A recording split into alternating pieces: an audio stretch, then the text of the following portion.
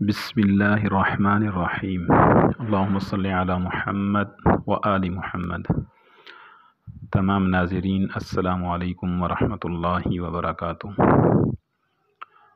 आज आपके सामने मिट्टी के प्याले पे लिखने वाले तावीज़, उसका तरीक़ा, उसका इस्तेमाल और उसके फ़वाइद पेश कर रहा हूँ। जितने भी नए हज़रात हमारी वीडियो को देखते हैं वो ज़रूर सब्सक्राइब करें, घंटी के बटन को प्रेस करें ताकि इस तरह की हर आने वाली वीडियो आप तक पहुंच सके। तो चलते हैं अमल की तरफ। आपने एक मिट्टी का प्याला लेना है। जो मरीज़ हज़रात हैं, किसी किस्म की जिस्मानी मर्ज़ है तो उनके लिए ज़ाफ़रान बना लें, ज़ाफ़रान ज़ाफ़रान लें और उसके अंदर अर्के गुलाब डालें। थोड़ा सा मुश्क अगर मिल जाए तो डाल लें, वरना रहने दें। तो ज़ाफ़रान की स्याही बनाने के बाद एक कलम बना लें।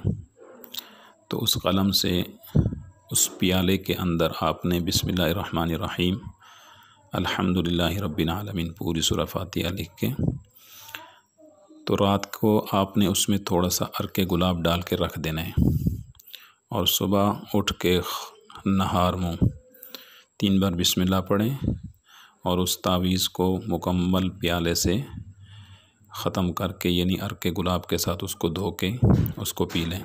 इसी तरह 41 दिन करें इंशाअल्लाह।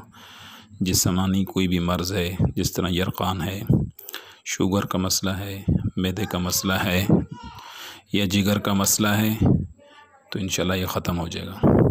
और दूसरा, इसके अंदर एक तावीज़ लिखना है जो मोहब्बत का तावीज़ है।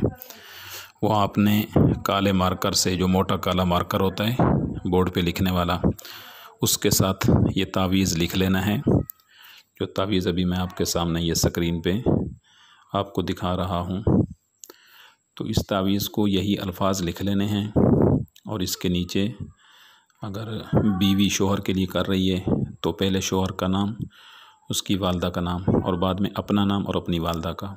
और अगर शोहर बीवी के लिए कर रहा है तो पहले बीवी का नाम, फिर अपना नाम और अपनी वालदा का नाम।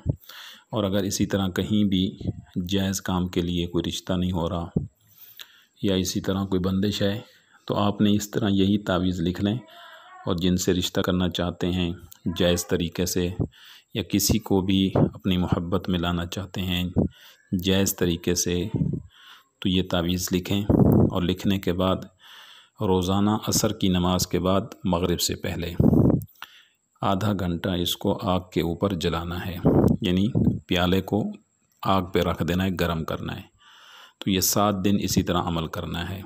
असर की नमाज के बाद आधा घंटा प्याले को आपने रख देना है आग के ऊपर और इसको आधा घंटा गरम करना है।